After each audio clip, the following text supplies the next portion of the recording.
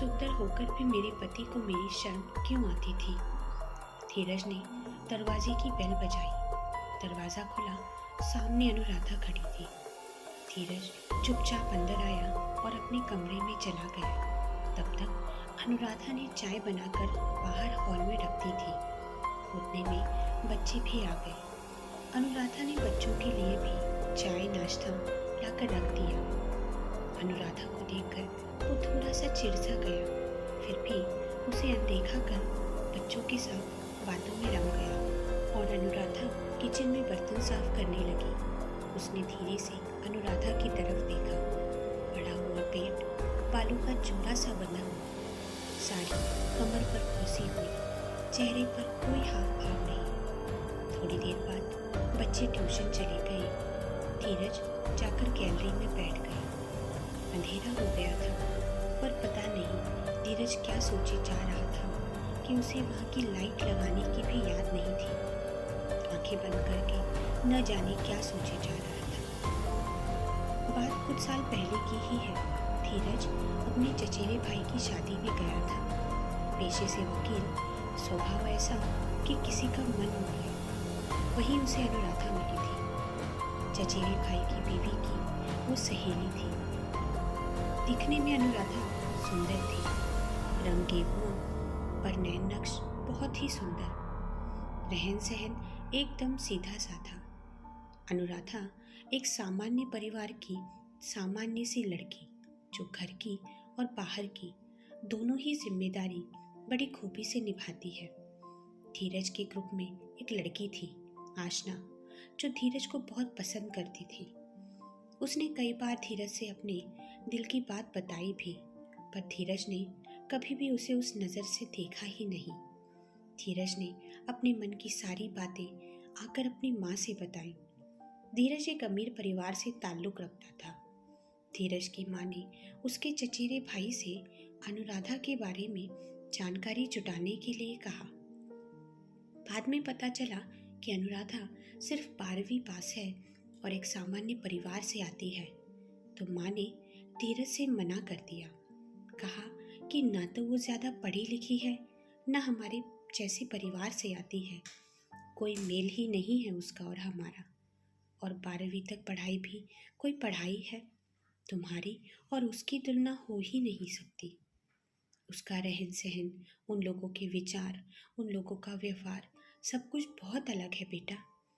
सिर्फ प्यार के बलबूते पर जीवन नहीं काटा जाता, और ये सब तुम्हें एक दिन ज़रूर पता चलेगा। इस पर धीरज बहुत चिढ़ गया, बहुत बहसबाजी भी हुई, और धीरज ने घर वालों से साफ कह दिया कि वो शादी करेगा तो सिर्फ अनुराधा से, नहीं तो किसी से भी नहीं। और कहते हैं ना कि बच्चों की जिद के आगे माँ बाप झुक ही जाते हैं। बिल्कुल वैसा ही हुआ। धीरज अनुराधा की सुंदरता का कायल हो गया था। वो दीवानों की तरह उससे प्यार करने लगा था, और आखिर में उसके माँ बाप राजी हो गए शादी के लिए। शादी होकर अनुराधा घर आती है। जितनी सुंदर अनुराधा दिखने में थी, उससे भी ज़्यादा अच्छा उसका स्वभाव था। धीरज उसकी सुंदरता में, उसकी मासूमियत में, उसके प्यार में खो सा गया था। ससुर ने भी उसे अपनी बेटी जैसा मानकर खुले दिल से उसका स्वागत किया। अनुराधा भी धीरज से बहुत प्यार करती थी, पर सिर्फ प्यार के बल पर तो संसार नहीं चलता ना। धीरज ऑफिस से सीधे घर ही आता और आकर देखता तो अनुराधा किसी न किसी काम में लगी रहती। कभी ससुर को चाय बनाकर देती, तो कभी सास के पैर दबाना, कभी सब्जी काटती मिलती, तो कभी घर की सफाई। ये सब देखकर उसे बड़ा गुस्सा आता। उसका मानना था कि जब वो ऑफिस से आई तो अनुराधा उसके पास आकर बैठे, गप्पे मारे, साथ में घूमने जाए, पिक्चर देखने चले इत्यादि। पर शायद अनुराधा का मानना था कि घर के काम ठीक ढंग से करने में घर में सुख शांति बनी रहती है। देखा जाए तो वो एक सामान्य परिवार से आती थी, और उसने उसके घर में उसकी चाची, उसकी भाभी, उसकी माँ को ऐसे ही काम करते देखा है। अनुराधा को टीवी देखना, फोन में घंटों लगे रहना, ये सब बिल्कुल भी पसंद नहीं था। धीरज को कभी कभी लगता कि हम दोनों में लड़ाई हो और वो मुझसे नाराज हो, मैं उसे मनाऊं, कभी उसे चिढ़ाऊं, पर ये सारी चीज़ें करना बेकार होगा। धीरे धीरे उसे समझ आने लगा। ऐसे ही जिंदगी आगे बढ़ने लगी। दोनों की 2 प्यारी बेटियां हुई। अब तो अनुराधा और भी व्यस्त हो गई। उसके पास धीरज के लिए समय ही नहीं रहता था। कई बार उसने अनुराधा को काम वाली लगाने के लिए कहा, पर अनुराधा ने ये कहकर मना कर देती कि क्या ज़रूरत है पैसे खर्च करने की। अनु, अब तो तुम्हारे पास मेरे लिए बिल्कुल भी समय नहीं है। 2 मिनट फुर्सत से भी तुम मेरे पास बैठ नहीं पाती। तुम्हारे लिए समय नहीं मतलब? ऐसा कौन सा काम है तुम्हारा जो मैं नहीं करती? बताना ज़रा। काम ही सब कुछ नहीं होता अनु। ये उम्र अपनी वापस नहीं आने वाली। गया हुआ समय लौट के नहीं आता। शरीर की भी कुछ ज़रूरतें होती हैं। सिर्फ घर, काम और जिम्मेदारी, इससे आगे भी एक दुनिया है। अनुराधा एक अच्छी बहू थी, एक अच्छी माँ थी, एक अच्छी पत्नी थी, पर एक अच्छी साथीदार न बन सकी। एक दिन धीरज उसके लिए एक डिज़ाइनर ड्रेस लेकर आया। उसने कहा, अनु, ये पहनकर देखना ज़रा। ऐसी ड्रेस? नहीं नहीं, मैं नहीं पहन सकती ऐसी ड्रेस। मम्मी पापा क्या सोचेंगे? कोई कुछ नहीं सोचेगा, तुम पहनो तो सही। मेरी दोस्तों की बीवियां देखो कैसे रहती हैं, और तुम? हाँ तो क्या हुआ, वो अपने सास ससुर के साथ नहीं रहती होंगी, तभी ऐसे कपड़े पहनती होंगी। तुम क्यों इतना सोच रही हो? मम्मी कुछ नहीं कहेगी। वो एक रिटायर्ड ऑफिसर की पत्नी है, उनके विचार इतने संकीर्ण नहीं हैं, लेकिन वो सुनने के लिए तैयार ही नहीं थी। जब वो सलवार सूट पहनने को तैयार नहीं, तो बाकी की ड्रेस कब पहनेगी? माँ ने सही कहा था कि पढ़ाई का असर इंसान के रहन सहन, उसके व्यक्तिमत्व पर होता ही है। अनुराधा से ऐसी उम्मीद रखना धीरज ने धीरे धीरे बंद कर दिया। अब बच्चे बड़े हो गए, सास ससुर का स्वर्गवास हो गया था। अब तो अनु के पास धीरज के लिए बिल्कुल भी समय नहीं था। धीरज के ऊपर भी घर की सारी जिम्मेदारी थी, पर वो अपना खुद का भी ख्याल रखता था। अब वो एक बहुत बड़ा नामी वकील बन गया था। उम्र 45, पर धीरज ने खुद को इतना फिट रखा था कि वो 40 के ऊपर का भी नहीं दिखाई पड़ता था। कोई भी महिला उसकी तरफ आकर्षित हो जाए, ऐसा उसका व्यक्तिमत्व था। वो अभी भी अनुराधा से कहता कि मैं ये नहीं कह रहा कि तुम अपने आप को बदल दो, पर थोड़ा तो रहन सहन में फर्क लाओ। अनुराधा का शरीर अब बढ़ने लगा था। लंबे बाल पतले हो गए थे और हर समय जूड़ा ही बांध कर रखती थी। चेहरा निर्जीव दिखाई देने लगा था। धीरज कहता, अनु, मैं तुमसे ये नहीं कह रहा कि तुम 20-22 साल की लड़की जैसी रहो, पर 40 उम्र भी कोई ज्यादा नहीं है। तुम्हें अपनी उम्र के हिसाब से कपड़े पहनने चाहिए। पर उसने कब इन बातों में धीरज की सुनी? धीरे धीरे धीरज ने बोलना बंद कर दिया। जीवन शैली, पहनावे के कारण, अत्यधिक मोटापा, उसके कारण वो अब धीरज में उम्र में ज़्यादा दिखाई देने लगी और धीरज को उसे कहीं ले जाने में शर्म आने लगी। ऐसा नहीं था कि वो दूसरी औरतों की तरफ आकर्षित होता था, पर दोनों की तुलना होना ये तो स्वाभाविक ही था। रात में दोनों एक ही बेड पर सोते थे, पर दोनों में बातचीत ना के बराबर। धीरज में अनुराधा के प्रति तिरस्कार की भावना और बढ़ने लगी थी। दूसरे दिन धीरज कोर्ट के लिए निकला। गाड़ी से उतरते समय उसने देखा कि एक लड़की पार्किंग ढूंढ रही है। ध्यान से देखने पर उसे याद आया कि वो उसकी कॉलेज की दोस्त शनाया थी। उसने भी उसे देखा। अरे धीरज, तुम यहाँ? शनाया, तुम यहाँ? हाँ, पिछले ही हफ्ते मेरा यहाँ ट्रांसफ़र हुआ है। और सब बढ़िया? धीरज ने कहा। सब बढ़िया, शनाया बोली। अच्छा सुनो, कुछ काम है ज़रूरी, लंच में मिलते हैं, धीरज ने कहा और दोनों कोर्ट रूम में चले गए। लंच में दोनों मिलते हैं, शनाया बोली।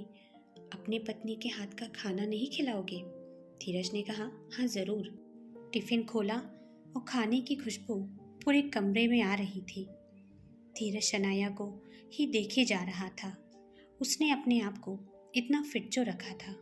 क्या बात है शनाया, अपने आप पर काफ़ी ज़्यादा ध्यान देती हो लगता है, या पति बहुत केयर करता है? कुछ भी समझ लो।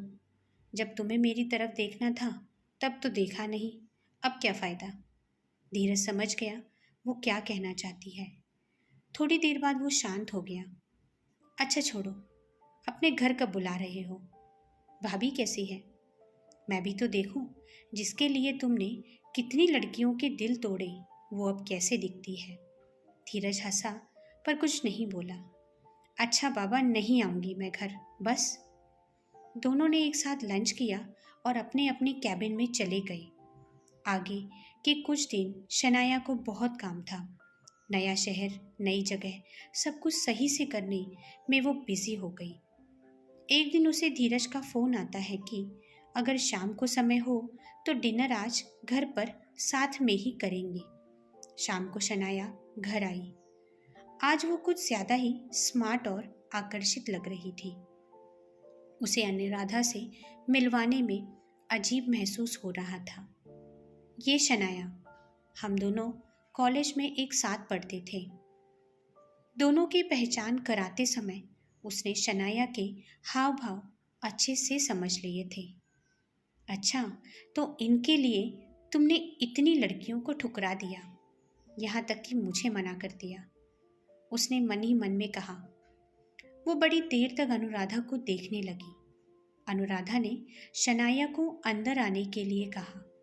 देखा जाए तो दोनों की जीवन शैली में बहुत फर्क था। बोलने का तरीका, उनका व्यक्तित्व जैसे पूरब पश्चिम, कोई मेल ही नहीं। इसीलिए धीरज और शनाया ही बोले जा रहे थे, पर अनुराधा ने इसे भी मन से नहीं लगाया। सभी का खाना हो गया, पर शनाया का सारा ध्यान धीरज और अनुराधा की तरफ ही था। शनाया जैसे ही उठी और जाने के लिए तो धीरज ने कहा, रुको शनाया, रात में अकेली कहाँ जाओगी, मैं छोड़ देता हूँ तुम्हें।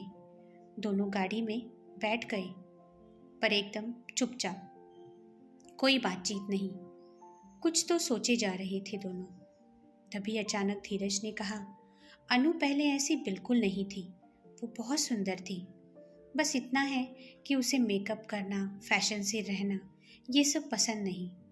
मैंने उसे बदलने की बहुत कोशिश की, बहुत समझाने की भी कोशिश की, पर वो समझना ही नहीं चाहती। अब समझाना भी बंद कर दिया है और कुछ कहना भी।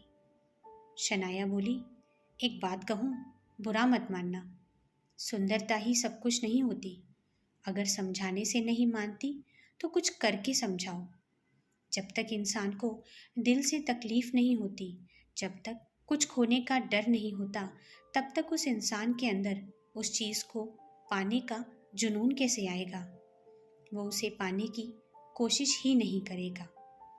धीरज सुन तो रहा था, पर उसे समझ कुछ नहीं आ रहा था। उसने आगे आकर गाड़ी सड़क के किनारे खड़ी कर दी। क्या हुआ?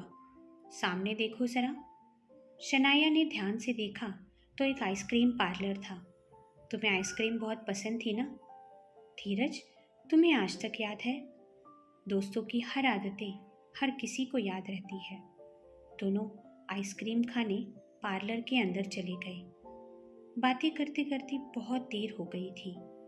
धीरज घर आया तो अनुराधा बोली, बहुत देर हो गई आने में और फ़ोन भी भूल गए थे। हाँ, आइसक्रीम खाते खाते बातें करते करते समय का पता ही नहीं चला। आइसक्रीम घर में तो रखी थी ना? धीरज ने अनुराधा की तरफ देखा। आज उसके हाव भाव थोड़े अलग लग रहे थे। उसकी आवाज़ में आज थोड़ी सी जलन की झलक लग रही थी। शनाया को आइसक्रीम पार्लर में ही खाना अच्छा लगता है, बस इसीलिए चले गए और बातों में कब समय चला गया पता ही नहीं चला। थोड़ी देर बाद दोनों अपने कमरे में आ जाते हैं। आज अनुराधा को नींद नहीं आ रही थी और कहाँ रोज लेटी नहीं कि सो गई। उसके सवाल भी आज खत्म नहीं हो रहे थे। फिर धीरज ने ही कहा, अनु, रात बहुत हो गई है, सो जाओ, सुबह बात करेंगे। रात में धीरज की नींद खुली तो देखा रोज गहरी नींद में सो जाने वाली अनु आज करवट पे करवट बदली जा रही थी। धीरज को बड़ी हैरानी हुई। तभी उसे शनाया की बात याद आई। जब तक इंसान को तकलीफ नहीं होती, जब तक उसे कुछ खोने का डर नहीं होता, तब तक वो उसे पाने की कोशिश भी नहीं करता। अब धीरज को ऑफिस से आने में थोड़ा समय लगता था और जब अनु पूछती कि देर कैसे हुई तो कहता, शनाया को शॉपिंग के लिए ले गया, शनाया को यहाँ ले गया था और शनाया को वहाँ ले गया था। इस सभी में वो अनुराधा के भाव देखना भूलता नहीं था और अनुराधा अब शनाया के नाम से जल भुन जाती थी। कभी कभी तो वो घर रात में 12-1 बजे तक आता। छुट्टी के दिन तो वो घर पर रहता ही नहीं था। शाम को गया तो खाना खाकर ही आता और पूछने पर कहता, शनाया के साथ डिनर पर गया था।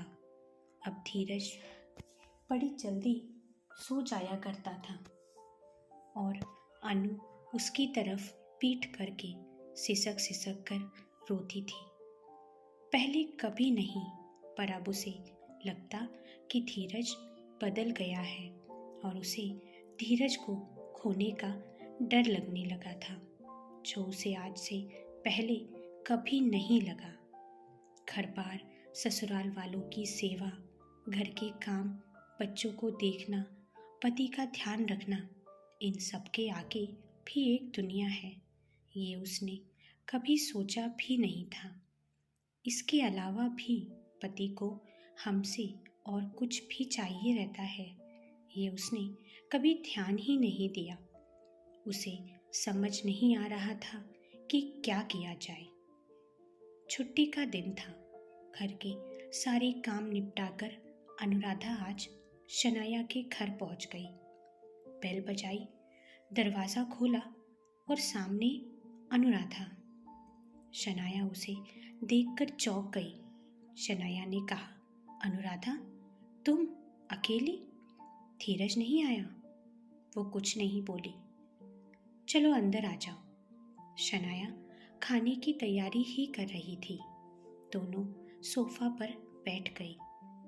शनाया पानी का ग्लास लाकर अनु को देती है। बोलो अनुराधा, क्या बात है? अनुराधा एकदम चुप। उसे समझ ही नहीं आ रहा था कि क्या बोले। वो कभी शनाया की तरफ देखती और कभी नीचे। घबराओ मत अनु, बोलो ना, क्या बात है? बहुत हिम्मत करके दबी हुई आवाज में अनुराधा बोली, एक बात कहनी थी तुमसे।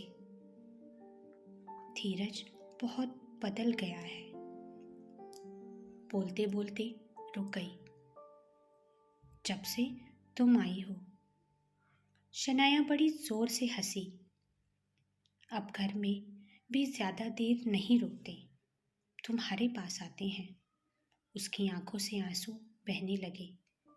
तुम्हारी शादी हो गई है शनाया, मुझसे मेरा पति मत छीनो। ये सुनकर शनाया थोड़ी देर के लिए शांत हो गई और बोली, मैं तुमसे तुम्हारा पति नहीं छीन रही हूँ, बल्कि तुमने खुद उसे अपने आप से दूर किया है। मैंने? कैसे? वो तुम्हारे साथ शॉपिंग के लिए जाते हैं, पिक्चर देखने जाते हैं, तुम्हारे साथ घूमने जाते हैं। अब तो बच्चों पर भी ध्यान नहीं देते, और तो और घर में भी रुकने को तैयार नहीं होते। अनुराधा, एक बात मैं साफ कर देना चाहती हूँ कि हम दोनों एक अच्छे दोस्त से ज़्यादा और कुछ नहीं है। माना हम दोनों साथ रहते हैं, पर इसका मतलब ये नहीं कि वो हर समय ही मेरे साथ रहता है। फिर कहाँ जाएंगे? कहाँ जाता है ये मुझे पता नहीं। हाँ, पर क्यों जाता होगा ये मैं समझ सकती हूँ। क्यों जाते हैं? अनुराधा ने पूछा। शनाया ने कहा, अनु, पहले कहा जाता था कि दिल का रास्ता पेट से होकर गुजरता है। अब वो ज़माना है जहाँ अच्छा खाना बनाने के साथ साथ पति के मन में क्या चल रहा है ये भी ज़रूरी जानना हो गया है। कभी तुमने धीरज के बगल खड़े होकर उसकी और अपनी तरफ देखा है? धीरज का रहन सहन, उसका व्यक्तिमत्व कितना अलग है। वो तुमसे काफ़ी ज़्यादा पढ़ा लिखा भी है और दिखने में सुंदर भी। और तुमने कभी अपनी तरफ ध्यान दिया है? ना तुमने आगे पढ़ने की कोशिश की, ना अपनी तरफ, ना अपने रहन सहन पर। तुमने जिंदगी में अपने आप को थोड़ा भी बदलने की कोशिश नहीं की। जमाने के साथ चलना भी तो जरूरी है ना? क्या धीरज को कभी लगता नहीं होगा कि वो उसके हाई क्लास सर्कल में, जहाँ उसके दोस्तों की बीवियां भी बिल्कुल होशियार और ज़्यादा पढ़ी लिखी हैं, उनमें तुम भी उनके साथ खड़ी रहो? अनुराधा, तुम एक अच्छी पत्नी तो बन गई, पर एक अच्छे जीवन साथी नहीं बन पाई। तुम खुद सोचो, कितनी लड़कियों को धीरज ने मना कर दिया था सिर्फ तुम्हारे लिए, और आज वो अनुराधा कहीं खो सी गई है जिसे धीरज पागलों जैसा प्यार करता था।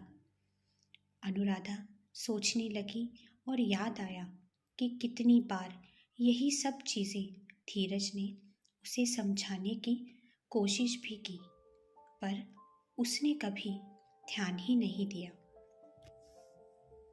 अनुराधा चाहे पति हो या पत्नी, हर किसी को यही लगता है कि उसका जीवन साथी ठीक ढंग से रहे, उसके मन मुताबिक रहे, उसके कदम से कदम मिलाकर चले। फिर अब मुझे क्या करना चाहिए? ध्यान से सुनो। पहले तो तुम या तो योगा क्लास ज्वाइन करो या फिर कोई जिम, थोड़ी डाइटिंग करना शुरू करो। हर काम के लिए बच्चों और धीरज पर डिपेंड मत रहो। टीवी देखो, समाचार देखो, अखबार पढ़ो, जिससे तुम्हारा ज्ञान बढ़ेगा। दुनिया में क्या चल रहा है तुम्हें भी पता रहेगा। अपने अंदर आत्मविश्वास बढ़ाओ, उससे तुम्हारे व्यक्तिमत्व बदलेगा और तुम्हारी जीवन शैली भी। अनुराधा ने शनाया का धन्यवाद किया और साथ ही उन दोनों की मुलाकात के बारे में उसे बताने से भी मना किया। अनुराधा ने एक जिम ज्वाइन कर ली। वहाँ उसे एक डाइट प्लान दिया गया और अनुराधा ने सब कुछ नियम से करना शुरू कर दिया। धीरज को इन सब के बारे में थोड़ी भी जानकारी नहीं थी। अब वो रोज अखबार पढ़ती, टीवी पर समाचार सुनती, अपने बाहर के काम खुद करती। इन सब बातों से अब उसे खुद ही अपने आप में फर्क नजर आने लगा था।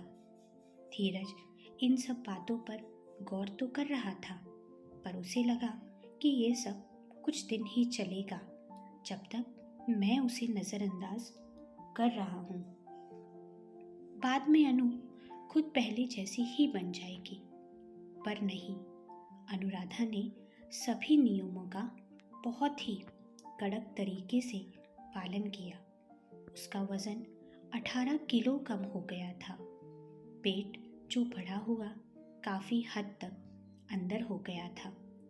चेहरे की चर्बी कम हो गई थी आंखें जो चर्बी की वजह से छोटी हो गई थी अब बड़ी दिखने लगी। एक चमक सी आ गई थी चेहरे पर। बच्चों से कंप्यूटर सीखने की जद्दोजहद साफ नजर आने लगी थी। अनुराधा को फोन पर बात करते समय उसके बदले हुए बोलने के तरीके से धीरज को बड़ी हैरानी होती। फिर वो एक दिन पार्लर में गई और एक अच्छा सा हेयर कट किया जो उसके चेहरे पर सूट हो। पार्लर में जब उसने खुद को देखा तो पहचान ही न पाई कि ये वो ही अनुराधा है। दूसरे दिन उन्हें बाहर जाना था। बच्चे तैयार होकर गाड़ी में बैठ गए। धीरज बाहर से आवाज लगा रहा था पर अनुराधा नहीं आई। जब वो अंदर गया तो सब कुछ बदला सा था। आज उसके सामने पहले वाली अनु नहीं थी। आज तो वो अनु थी जैसी वो चाहता था। अनुराधा ने चूड़ीदार पहना हुआ था। बाल सिर्फ एक क्लेचर से बंधे हुए। कंधे पर एक तरफ ओढ़नी और एक तरफ एक पर्स। कोई भी देखे तो लगे कि किसी हाई प्रोफाइल घर से ताल्लुक रखती हो। धीरज आज खुश भी था और आश्चर्यचकित भी। अनु तो ऐसे शर्मा रही थी मानो कल ही शादी हुई हो। धीरज उसके पास गया और बोला, तुम्हें देखकर लग रहा है कि मैं पहले की अनु से मिल रहा हूँ। बहुत सुंदर लग रही हो तुम। बहुत परेशान किया तुमने मुझे धीरज, अनुराधा ने कहा। मैं सच कह रहा हूँ अनु, मैंने हमेशा तुमसे ही प्यार किया है, पर पति पत्नी ने प्यार करने के लिए प्यार के माध्यम को, प्यार जताने के तरीके को कभी कम नहीं होने देना चाहिए। मुझे माफ कर दो धीरज, मैं तुम्हें समझ नहीं पाई। कोई बात नहीं, तो बाहर जाना कैंसिल? धीरज अनुराधा को चिढ़ाते हुए बोला। दोनों हंसने लगे और एक दूसरे के गले लग गए। मन ही मन अनुराधा बोली, थैंक यू शनाया। साथियों, कहानी कैसी लगी कमेंट करके ज़रूर बताना और चैनल को लाइक और सब्सक्राइब ज़रूर करना। धन्यवाद।